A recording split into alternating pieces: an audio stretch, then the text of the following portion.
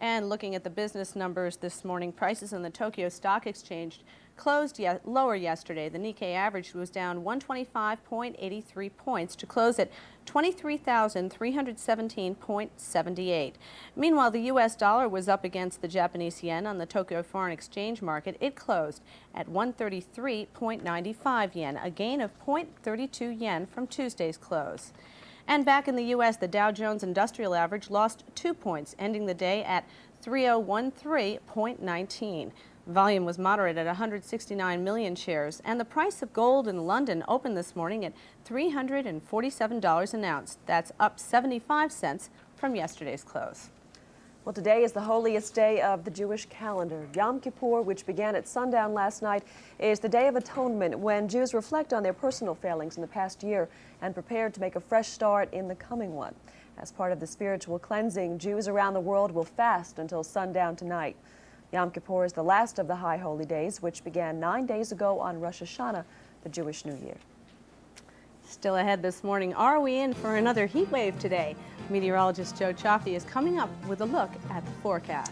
But first we have sports, and the Yankees get bottled by the Milwaukee Brewers again. And the Mets win one home alone against the Expos. We'll have highlights plus a whole lot more when we come back. Howard Johnson with his 35th home run.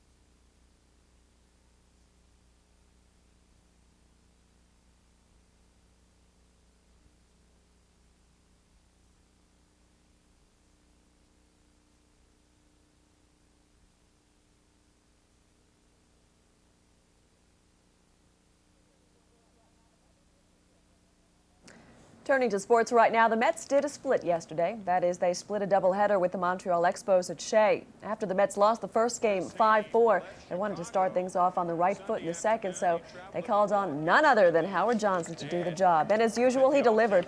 Hojo smacked his league-leading 35th homer of the season, and that put the Mets up 2-0 in the first inning. New York went on to win that game 3-2. Tonight, the Cubs blow in from the Windy City to play the first of a two-game stint at Shea. Well, sports fans, nothing has changed in Yankee land. They were brewed right out of the stadium once again.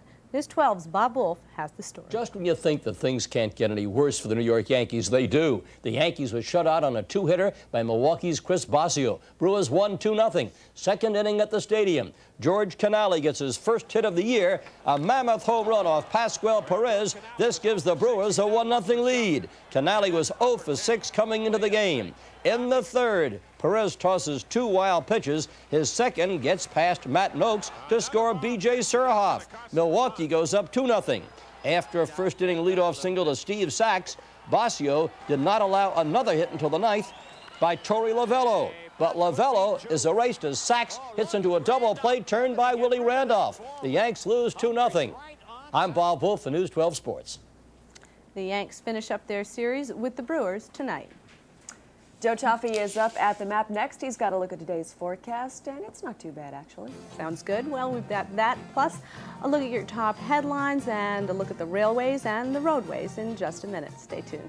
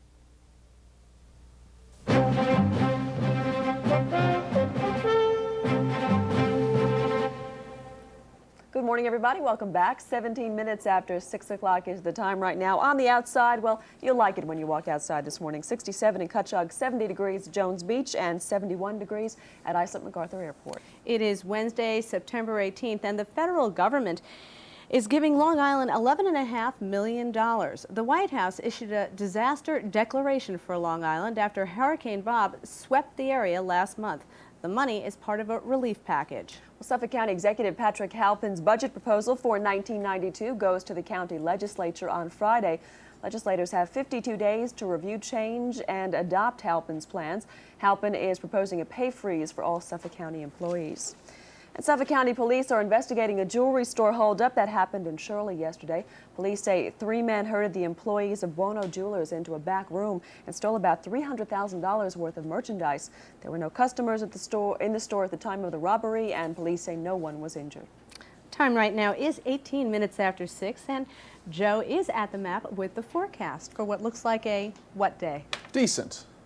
Certainly not as high as it was yesterday. We hit another record high, and it'll be close today. The record's only 85, so we may make low to mid 80s. Northeast to south winds. Northeast this morning going around the Horn to south this afternoon, up to 20 knots, 2 to 4 foot seas, 1 to 2 feet on the Sound. Light chop to the bays, visibility 5 miles, water near 70, and tides are normal. 6:36 and 6:57 the sunrise and sunset. We're losing about 2 to 3 minutes of daylight a day. 74 and 56 are the normals. 85 and 29 are your records. Temperatures this morning are a good 5 to 7 degrees cooler than they were yesterday, and it's a little less humid. Miller Place at 69, Greenport Montauk 68, Riverhead Shirley at 67, 70 at East Patchogue, Selden at 66, 71 at MacArthur, the dew point down at 58, and that's pretty comfortable. 59% humidity, a northeast wind at 10, and the pressure at 30.07. 68 at Center Reach, Freeport, Jones Beach, Long Beach all at 70, New Hyde Park at 73. Partly sunny today, less warm, less humid, but still above normal, 80 to 85 degrees. And now with the morning traffic, here's Lee. Thanks very much, Joe. Our time right now is 20 minutes after 6 o'clock. We're going to take a look at what's going on outside. No reports yet of any problems on the roadways. We'll go out to our first traffic eye. This is the expressway at Willis Avenue in Roslyn. Here we are at exit 37. Westbound traffic is heading towards us. Traffic is moving well, and we really expect that to be that way for most of the morning because of Yom Kippur today. Many people do have the day off. Many of the schools are also closed. That should reduce the volume on the roadways for you this morning. No reports of any delays, any serious delays on the LIE this morning. Let's take a look at the northern state now, along with the LIE in the Hicksville-Jericho area. Still a bit too dark out there to see the cars, but we can see the headlights. Westbound traffic is moving along to the left. Northern State Parkway is at the bottom.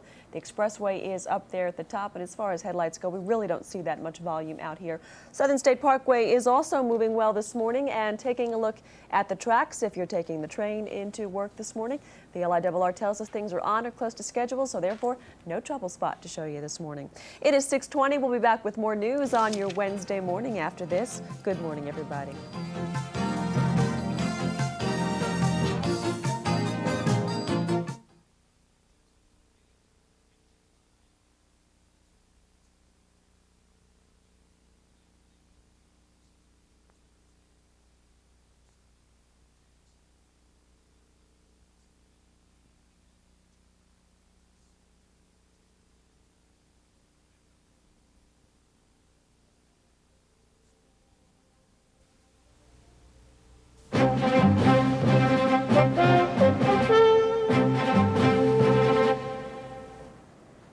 The federal government says it will supply a multi-million-dollar relief package to Long Island. The aid comes because the White House has issued a disaster declaration for Long Island after Hurricane Bob swept through the area last month. The relief package will provide $11.5 million in funds for the island. That's 75% of the entire estimated cleanup costs for Bob. Some Long Islanders aren't counting on the government's help. They say many communities still haven't received relief funds from 1985's Hurricane Gloria. Suffolk County Executive Pat Halpin says this time things will be different. A number of things have changed. First of all, Congress now mandates that FEMA responds quickly and the assistance will be flowing much quicker. But we also have the obligation and responsibility to properly document the storm damage. Halpin says federal money should be coming within a couple of weeks. But Mr. Halpin says there won't be more money for Suffolk County workers. The Suffolk Executive's 1992 budget proposal, which goes to the Suffolk legislature this Friday, includes a pay freeze for all Suffolk County employees. Halpin says his proposal is the only way to avoid layoffs and hold the line on property taxes. The president of the Association of Municipal Employees says county workers shouldn't have to pay for Halpin's mistakes.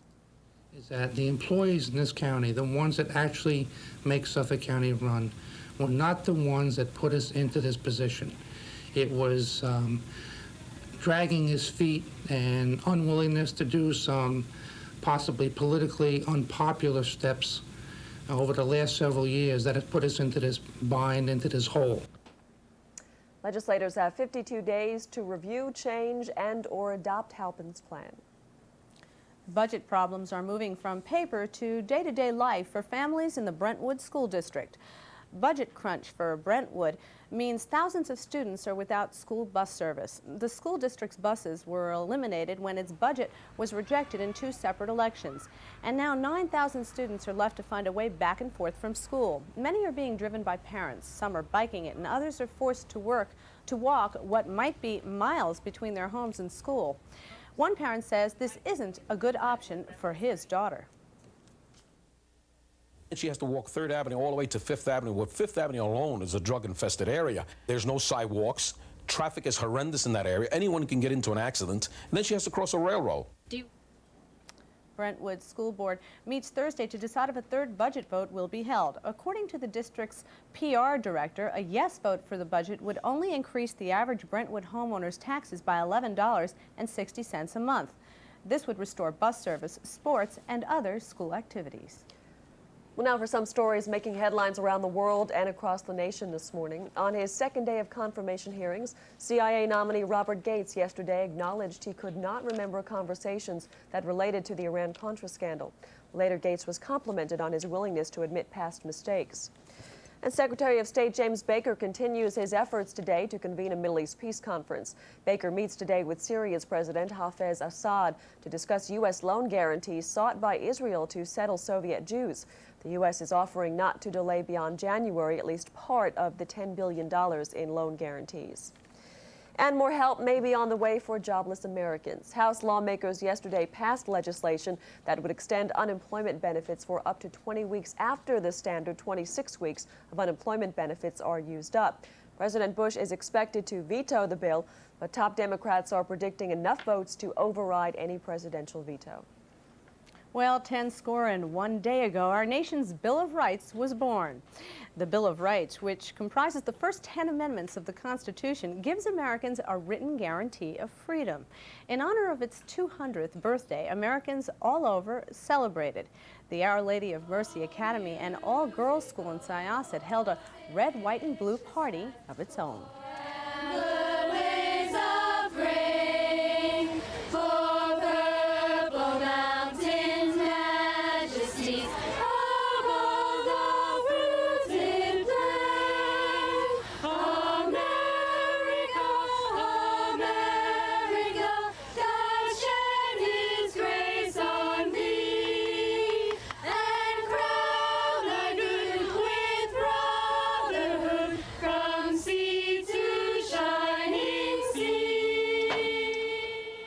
Sound pretty good there. They sure do. I'm impressed. Yeah, the Bill of Rights definitely something to celebrate too. Coming up for you on News 12, meteorologist Joe Chaffee tells us we can be in for a fall preview. That is, once we get past today. Joe's coming up with a look at your forecast. But first, up in sports, who's hot and who's not on Islanders ice? We'll tell you right after this. Stay with us.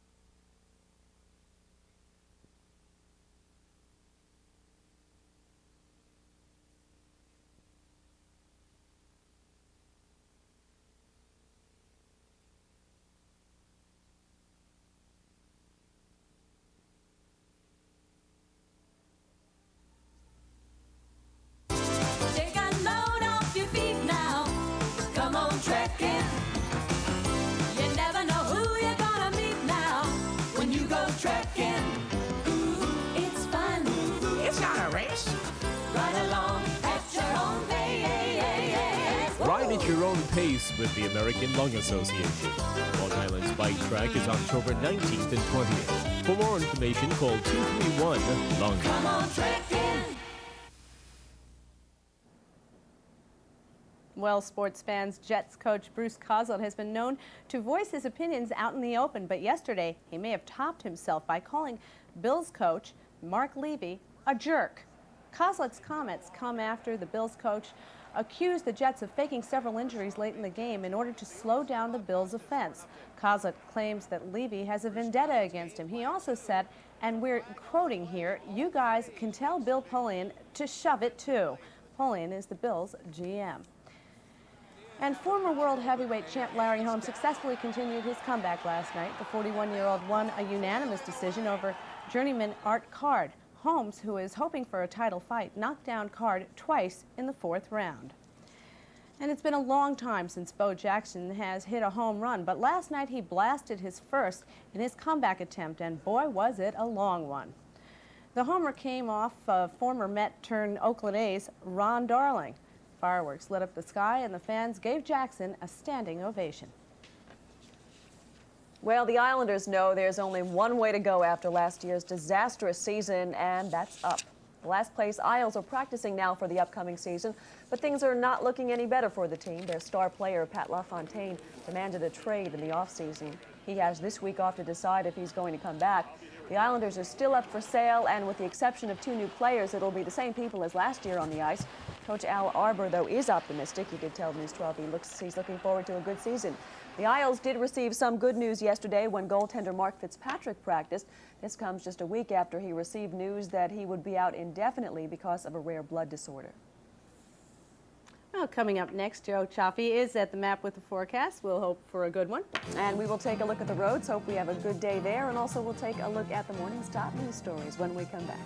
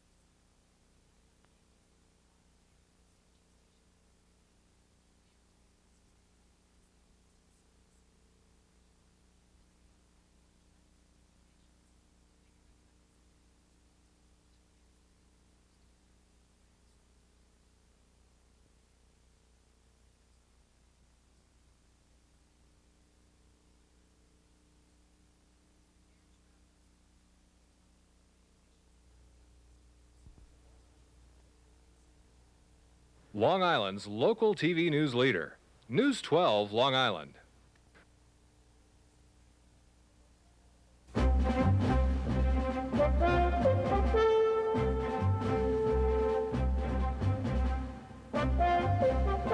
From Montauk in the east to Great Neck in the west, news about Long Island for the people of Long Island.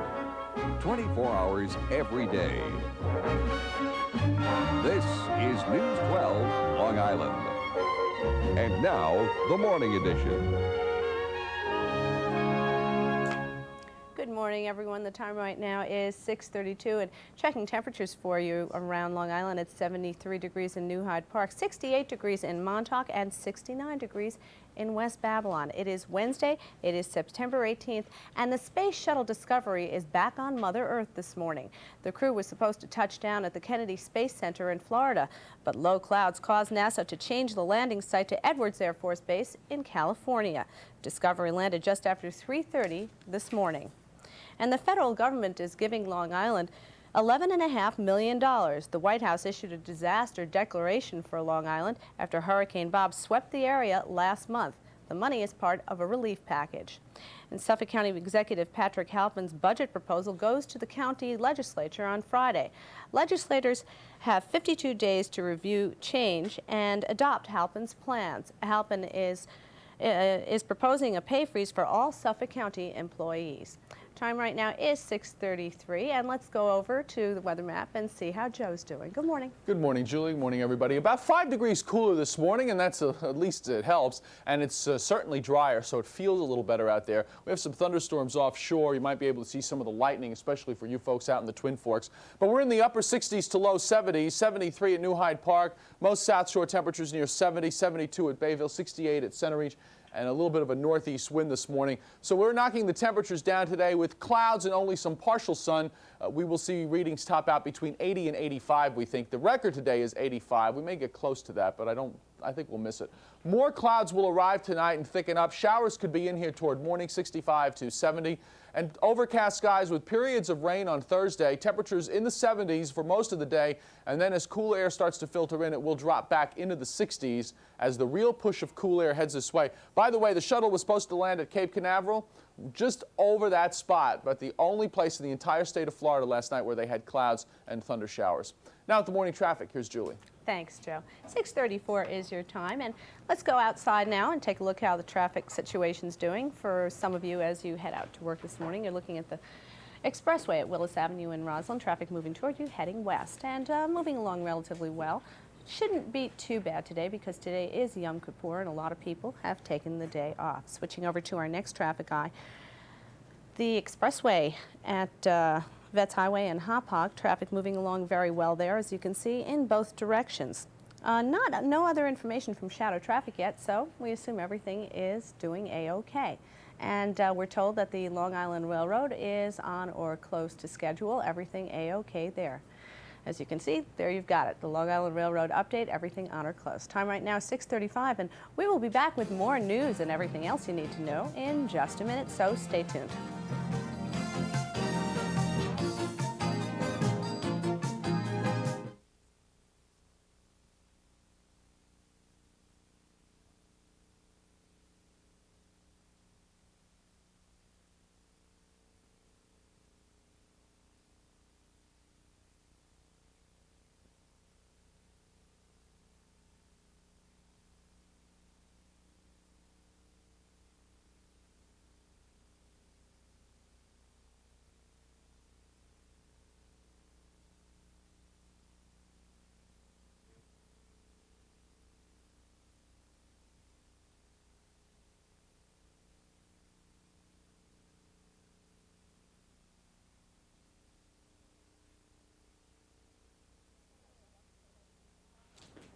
The federal government says it will supply a multi-million-dollar relief package to Long Island.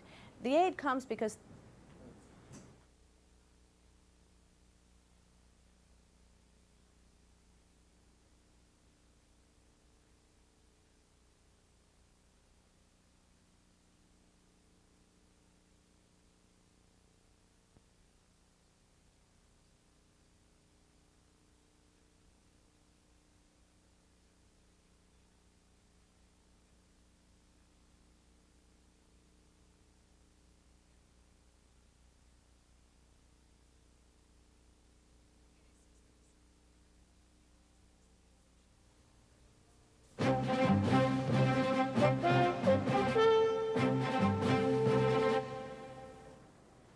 the federal government says it will supply a multi-million-dollar relief package to Long Island.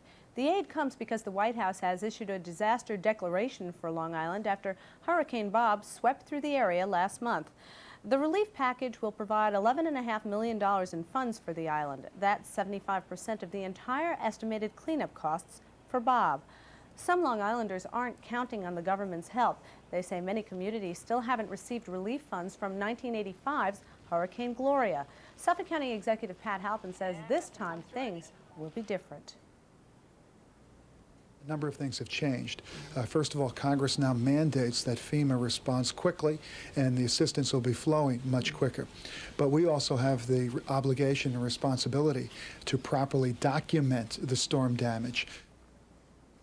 Halpin says federal money should be coming within a couple of weeks.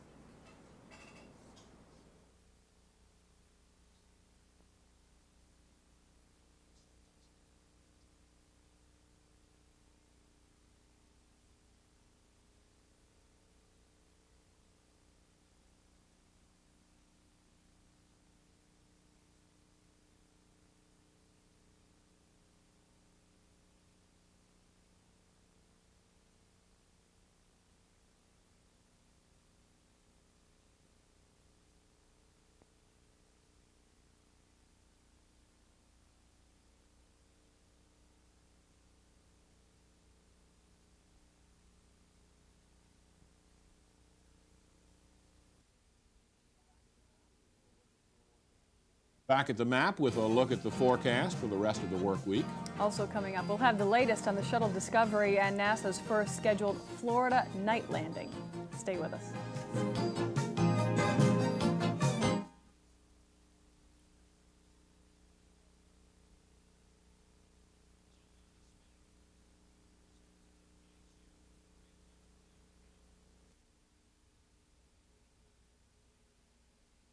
Days of pure, oh man, a lot of hard work, and now we're finally up here.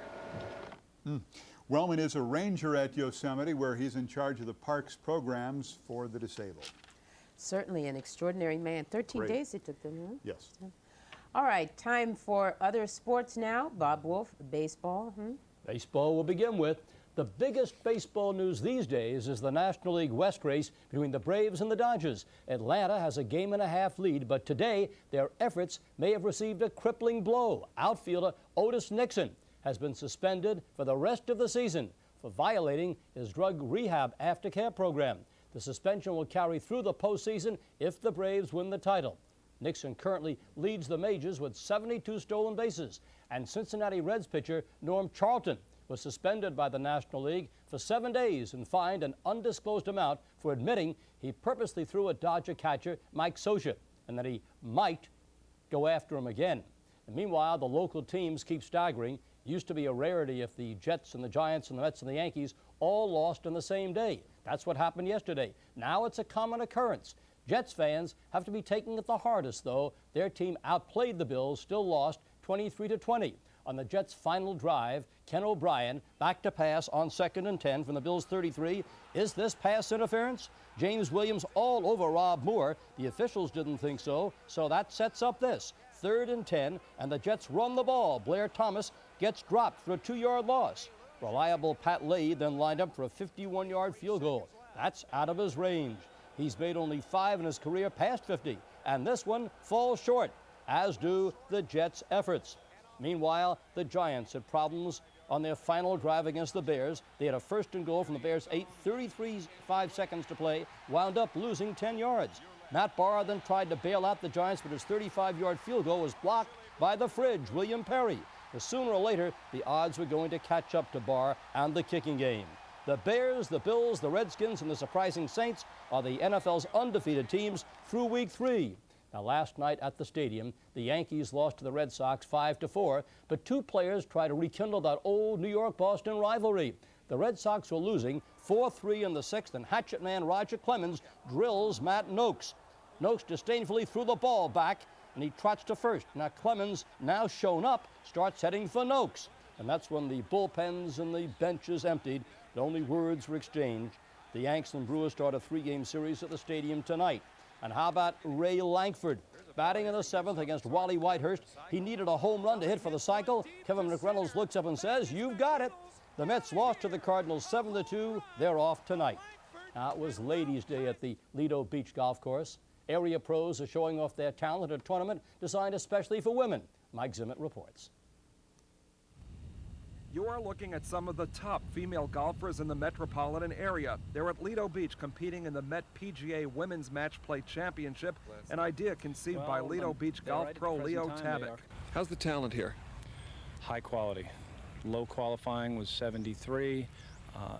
Lowest medalist was 73. The next was 79 out of 16 players out of 24. So there's a lot of talent. During the last few months, Long Island has literally hosted dozens of golf tournaments. Very few of them have featured women. That's what this tournament is all about.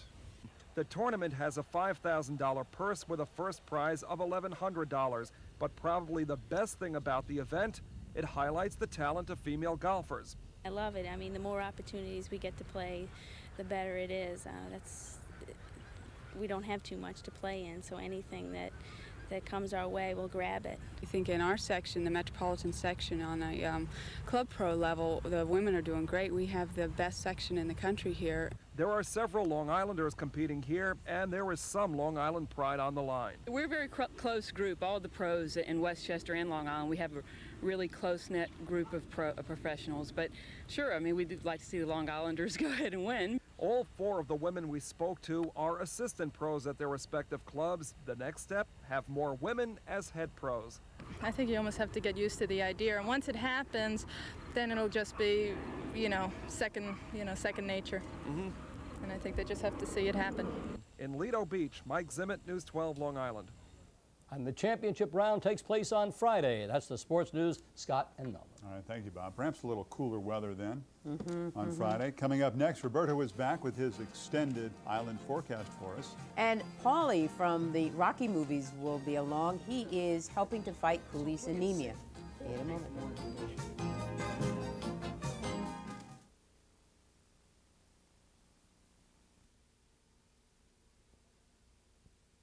Here, Robert Hansen, of course, is the head of the Silent Flute School, and of course, he's the one that's putting this. How are you doing today? Oh, good night. Oh, good evening, everybody. It's been great.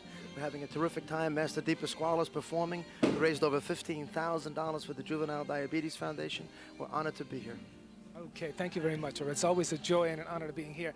And you don't want to know what the weather is, right? It's very simply this. We have a lot of hot air coming in from the Ohio Valley, but it's not going to get here till sometime on Monday. So look for variable clouds, perhaps a shower for Saturday night. And then for Sunday, partly sunny skies. But you know what's going to happen? Monday and Tuesday, temperatures are going to get close to 90 degrees as summer comes back on the island once again. And I'm not fooling around. Let's see what we have in store for the morning hours and the afternoon hours as well.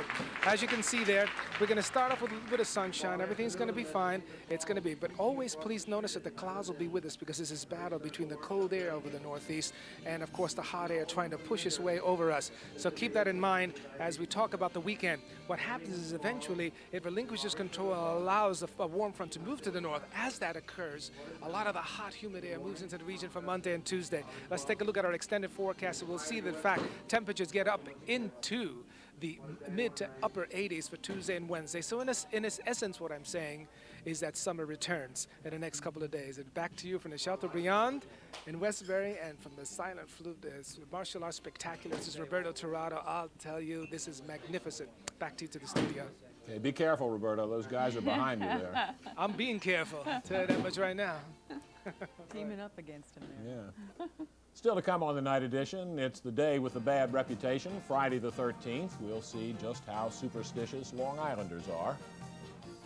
And in sports, the straw stirs up things in Atlanta. Bob Wolf will be along with all the sports action. Butler makes the turn. Ron Gant, no play. Strawberry's done it again.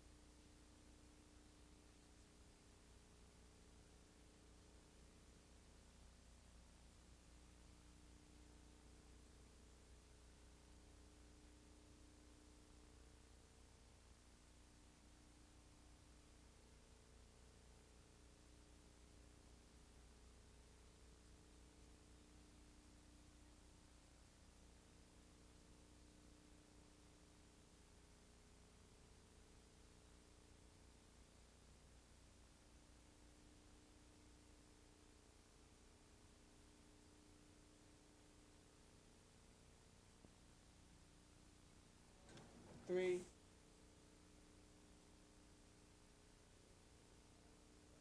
In business news, the Federal Reserve has lowered its key bank lending rate, the discount rate, from 5.5% to 5%. Major banks then lowered their prime rate to 8%. The cuts were made to give a boost to the economy, which is showing signs of weakness.